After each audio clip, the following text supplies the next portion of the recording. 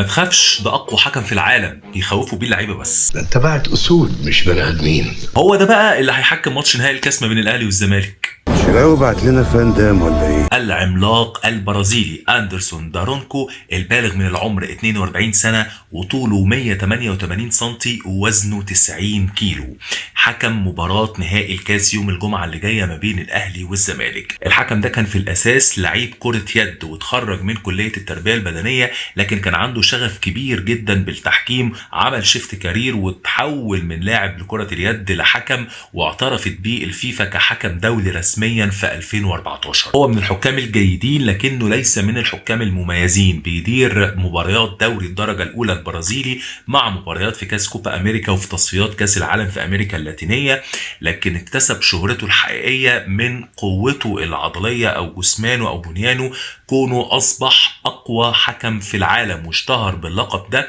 بسبب وزنه بسبب بنيانه العضلي، لدرجة أنه في 2017 الفيفا طلبت منه أنه هو ينزل شوية من وزنه أو ينزل وزنه علشان يقدر يجري وعلشان يقدر يكون لياقته البدنية تساعده على إدارة المباريات بشكل طبيعي. وبالفعل نزل حوالي 4 أو 5 كيلو، لدرجة أنه بقى بيقدر يجري مسافة 40 متر في أقل من 6 ثواني، يعني تقريبا الملعب كله يقدر يقطعه في 15 ثانية بس. حرفيا هو بيخوف اللعيبة، رغم أنه هو طلع قبل كده وقال أنه هو لا يتباهى ببنيانه العضلي، وأن هو مش حابب فكرة أنه يتقال عليه أنه بيخوف اللعيبة، وأنه مجرد عايز يكسب احترامهم من خلال احتساب القرارات بشكل سليم.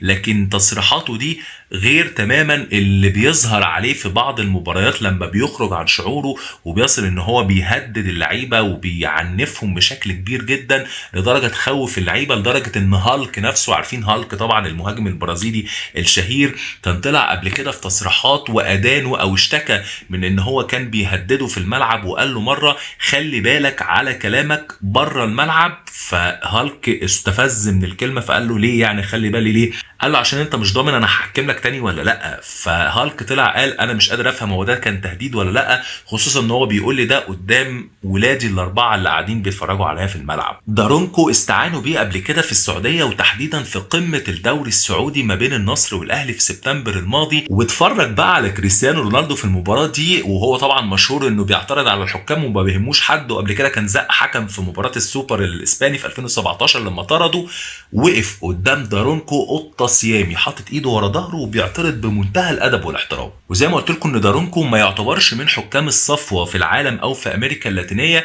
لان كمان قراراته التحكيميه مثيره للجدل بشكل كبير، بل انه كان متهم بانه بيتعاطى المنشطات بسبب طبعا شكله او بنيانه العضلي او قوته الجسمانيه. لكن دارونكو نفسه اثبت براءته لما تعرض او خضع لاختبارات المنشطات، واثبتت ان هو بياخد المكملات الغذائيه الطبيعيه اللي بيستعين بيها لاعبي كمال الاجسام، اللي بقى الحاجات الواي بروتين والقصص دي. معروف عن دارونكو انه عنيد، ما بيحبش يلجا للتقنيات الحديثه للفار او تقنيه خط المرمى. دارونكو اتوقف قبل كده من الاتحاد البرازيلي لكره القدم عن اداره مباريات الجوله 31 من عمر الدوري البرازيلي في 2019، وده بسبب مباراه كان ادارها في الجوله اللي قبلها ما بين كورنثيانز وسانتوس البرازيلي، واحتسب وقتها ركله جزاء مثيره للجدل ضد كورنثيانز لصالح سانتوس، ووقتها ما رجعش للفار دارونكو، وبناء عليه تقدم كورنثيانز بشكوى رسميه ضد الحكم، وتوقف بعدها جوله كامله عن التحكيم. الادهى من كده كمان ان في مشجع برازيلي نزل مخصوص واقتحم الملعب، واقتحم او وصل لغرفه التحكيم او غرفه خلع الملابس بتاعه الحكام، وعنفوا وهددوا بالقتل. يعني انتم متخيلين البنيان ده كله اتهدد بالقتل. نفس الحكم ده اثار الجدل بشكل كبير جدا في مارس 2022 في مباراه في تصفيات امريكا اللاتينيه لكاس العالم ما بين اوروجواي وما بين منتخب بيرو.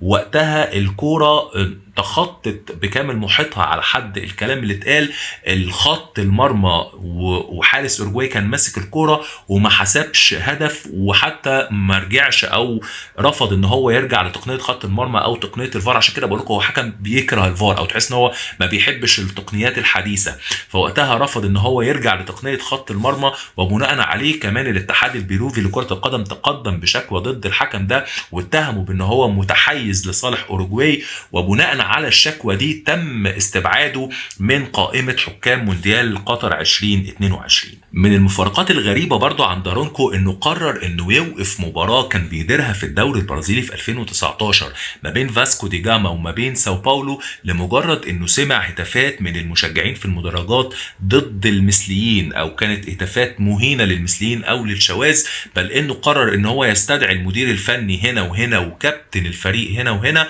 ويبلغهم ان هم يوصلوا للجماهير ان هم لو لم يتوقفوا عن هذه الهتافات هيلغي المباراة تماما. وبالفعل قدر ان هو يوقف المدرجات كلها عن هتافات ضد المثليين.